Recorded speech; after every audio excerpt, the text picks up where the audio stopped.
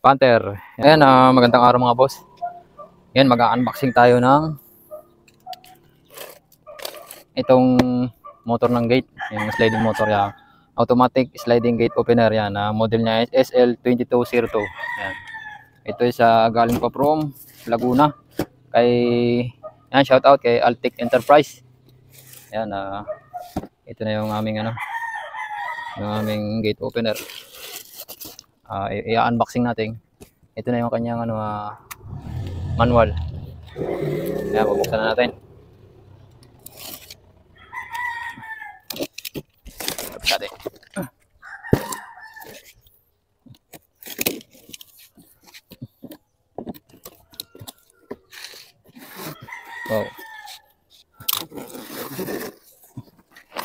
Wow. Bigat.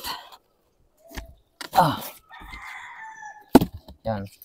Ito na yung yung ito kanya yung base plate. Ito yung base plate niya. Yan. Ito yung base plate. Ito yung ikakabit natin sa flooring. Dito natin ibobolt sa apat na to. Sasamintuhan pa natin yan bago natin ma-fit up. Dito naman yung mga screw at saka yung magnet sensor nalagay sa magkabilang dulo. At ito na yung yung ating motor. Bigat.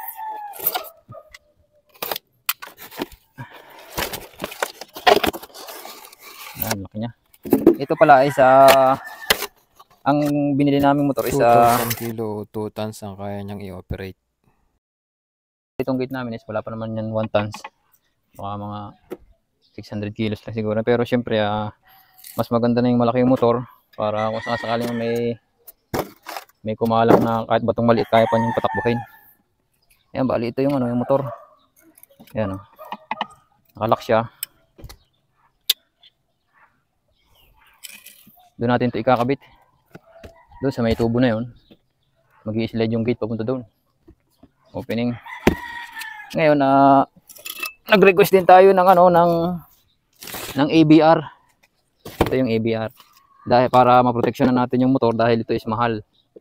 Mahal to dahil 2,000 kg ang kaya niyang i-operate.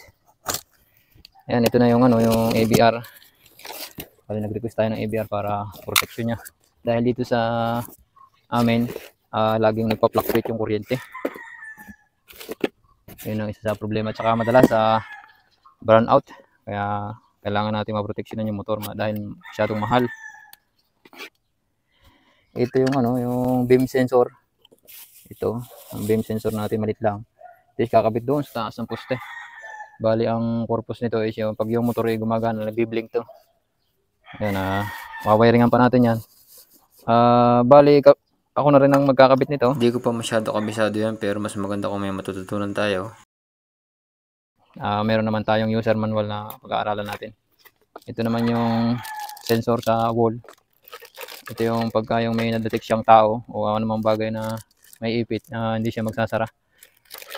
Ayan, dalawa yan. Kabilaan dulo. Nalagyan natin sa poste din natin ito ikakabit. Ayan. Ito naman yung remote control niya. Bali, may libre itong dalawa. Nagpa-additional na rin para may mayroong hindi mahirap. Pag dadalawa lang kasi dalawang tao lang pwede gumamit na. Ayan. Ito naman yung remote control na ito, ang sensor. Sensor ito ng remote.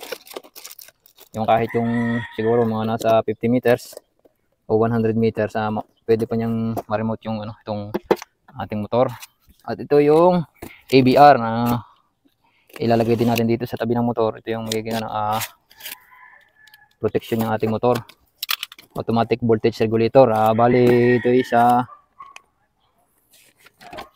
ilang watts ba to? Ang capacity nito is dito. Panther. Ang Panther na ito ay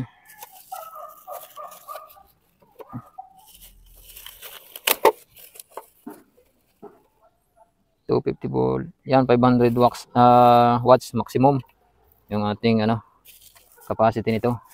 Ito naman isa 400 watts lamang ito. Kaya may allowance pa namang isa, 100, 100 watts. May allowance pa tayong 100 watts pasakali. Pero yan lang naman yung gagamitin natin diyan. Wala na tayong ibang isasama dito, kaya sakto lang yan. Ito pala yung yung gear rack. Yan, sobrang bigat. Ito yung ating gear rack. Yan. Bali ito ito yung hindi na natin ibobolt sa kabila dahil tubular naman yung gamit natin. Pwede pang kalasin yun sa labas. Ang gagawin natin is i-welding na lang natin ito dun sa tubular sa gilid. Yan. Bali 5 piraso. Dahil yung isang piraso nito is 1 meter ang haba. Bali 5 to. Ayan 100.2 1,000 millimeter sa centimeter is 102 centimeter. Yan. Bali 5 to dahil yung ating gate is 5 meters. Yan. Okay. At yan, ayos naman yung motor. All in all siya, wala naman siyang damage. Ayan, yan yung natin sa unboxing. Ikakabit na natin to. At yung manual ay ito. Ito na yung mga manual. Ito. Marami naman siya. Ayan. May mga diagram na rin dito, yung mga pictorial diagram yan na pag-aaralan na lang natin mga boss. Meron na din yan schematic diagram kaya hindi tayo maliligaw. Basta marunong ka lang bumasa ng mga diagram yan, makukuha mo agad kung paano ito wawiringan o kakabit. At yan mga boss, kung gusto niyo magkaroon ng ganitong klaseng gate, bumili lang kayo ng ganitong sliding motor. Ayan, lalagay ko na lang sa comment section yung link para maka-order kayo. Okay. Okay. Hanggang doon na lang muna mga boss. Ayos, mas maganda kung meron tayo laging ganito. Automatic voltage regulator with line filter, relay type. Yan, Panther yung brand niya. Yan, hindi tayo sponsor nito pero Panther yan, baka naman wala akong ganito sa bahay. Yan, Panther yan, automatic voltage regulator. Yan, napakaganda to sa mga appliances, sa mga TV, sa mga ref, aircon. Yan, para kahit yung power supply is nagpa-fluctuate, mababa tumataas ang voltahe, hindi masisira yung ating appliance dahil yung nito is ang trabaho is yung pagpasok ng kuryente kahit tumabot siya ng 160 o 180 o hanggang 220, tumabot pa ng 250, 240. Yung pagpasok niya ay kahit bumaba tumaas, yung lalabas dito sa ABR na to ay 220 volt pa rin or 110 volt, depende kung saan nyo isasaksak dahil meron tong 110. Kung appliances nyo is 110, yan, meron naman dyan 110, meron 220 volt.